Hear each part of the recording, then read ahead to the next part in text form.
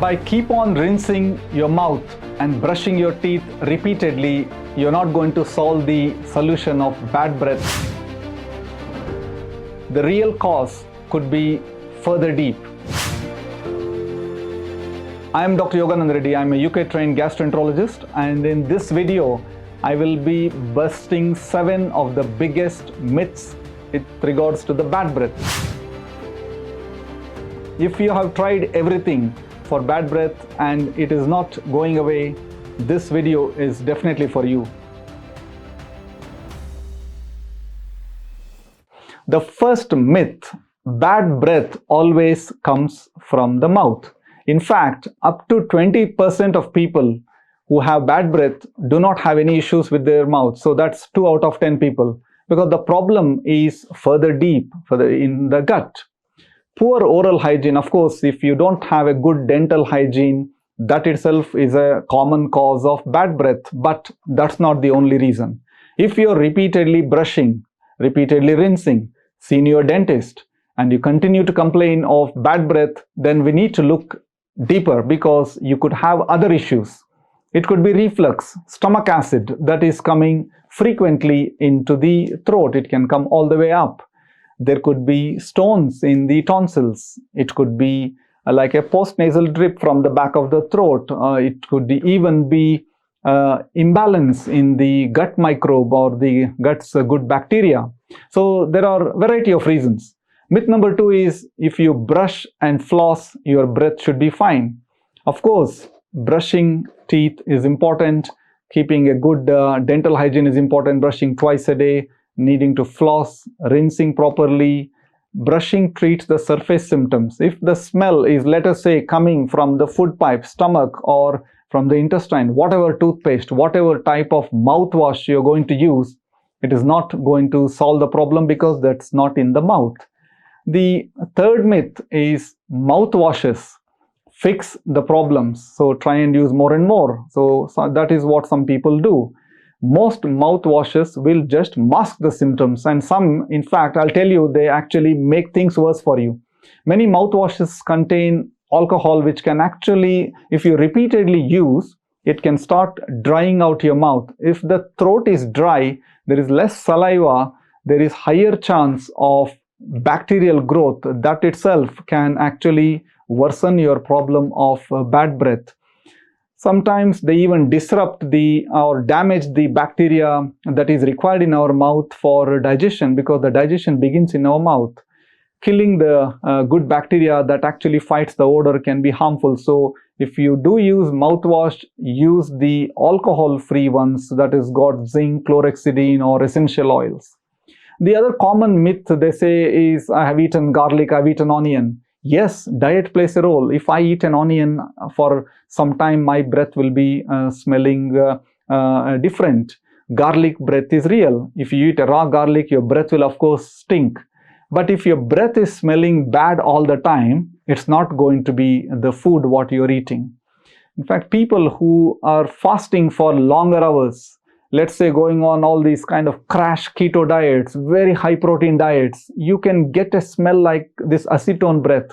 It's like a ketone breath. It's essentially something similar to this nail polish removal smell. So that's coming from your metabolism. Myth number 5 is, bad breath is not something that we need to be concerned about. It's not something serious. In fact, chronic bad breath can actually signal that you might be suffering from a medical condition which has not been diagnosed and promptly addressed. So this is not something you should listen to your body. If you're having chronic bad breath, for example, if you got a breath that is smelling like rotten egg, which means that there might be a lot of this sulfur producing bacteria in your gut. If it is smelling like ammonia, it could potentially indicate there could be problems with your liver, or you might have chronic kidney issues. If you got a breath that is smelling like fruity, acetone smell, what I mentioned, this could also indicate that you may have diabetes, which may not even be diagnosed, or your diabetic control might not be, sugar control might not be very good. So chronic bad breath, don't just dismiss that it's like a hygiene issue. It could be a warning that your gut health, your digestive health is not quite right. Myth number 6, which is one of the common ones we see, some people dismiss saying that it's just in their head. There is no actual bad breath. It's when you talk to somebody close, and if they are distancing, or they're taking a little bit of a distance, or they are moving away from you, then, or if they are offering you to have a chewing gum, have this mint or something, it's a kind of a subtle hint that your breath is smelling. So this is real. So sometimes the person who is actually suffering from bad breath, they themselves will be able to recognize and quite often come and tell us that they themselves are noticing that. But if you are suffering for a long time, your body can actually get used to it. Your nose can get used to that kind of a bad breath. There is what we call as this adaptation that goes on. So you might not be able to actually tell yourself sometimes. So if it is your partner, if it is a family, friends who are noticing, then that is not something that you should dismiss, because there is definitely a problem there. The last but most important one, this myth number 7, is that the digestive system has got nothing to do with the bad breath. The actual fact is your gut may be the main source, especially if your dentist has said that your oral hygiene is good, there's nothing wrong with the teeth. So as a gastroenterologist, this is where I come in, because I see this problem in my practice almost on a daily basis, where patients have been referred by the dentists, ear, nose and throat doctors, sometimes even by pulmonologists. That's because there are real reasons from the gut that could be causing this chronic bad breath. It could be acid reflux. So the stomach acid is coming along with the food into the food pipe, bringing its odor. Secondly, you might be infected with a bacteria that is sitting in the stomach lining, which is very common in our country, called H. pylori or Helicobacter. So we can do a simple breath test also to find out. So this can cause this bacteria can cause a lot of changes in the stomach lining, including scratch marks, what we call as erosions, ulcers, and can also be contributing to this bad breath. We also see this bacterial overgrowth, where there is excess of unwanted bacteria. So there is bacteria too many in the wrong place.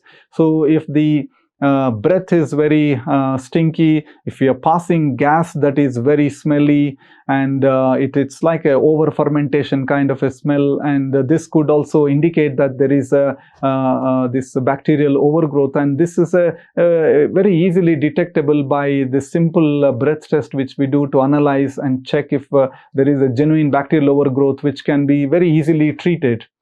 The other one is people have this slow motility. So the movement of food waste in the stomach and the gut is actually slow. Sometimes, let's say people with diabetes, where sugar control is not very good, we see this condition called gastroparesis, where food is sitting in the stomach for a long period of time. It gets over fermented, and that fermented smell can be coming through the mouth. Constipation, if the stool is not clearing properly, this is also one of the common problems there. You start to get a lot of buildup of gas, and that can also start causing problem. So the longer the stool sits in the colon, there is more development of gas and toxins, what people generally call as it's not getting cleared. So there are a variety of reasons as to why we see this bad breath, including it might also indicate that your liver might be damaged. You might have chronic liver disease, so you get that kind of a distinct odor that comes through the mouth. And so there are hidden reasons why sometimes people are suffering from bad breath.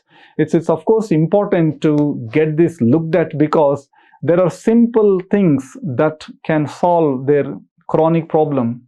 So mouth hygiene, of course, having a good dental hygiene, looking after good oral hygiene, this is all important. If your mouth is not clean, then obviously the bad breath will be coming from there itself. But if everything is right in the mouth, And if you're suffering from chronic bad breath, that means that there might be an issue with your gut and the problem might not be from the mouth. If you have tried everything, and if you feel that your hygiene, you are looking after yourself, everything is good, but you're suffering from chronic bad breath with no explanation, you should see a medical gastroenterologist. Subscribe for more digestive health videos from gastroenterologists who are bringing clinical experience right from their clinical practices. Everyone deserves fresh breath and, more importantly, peace of mind. Thank you.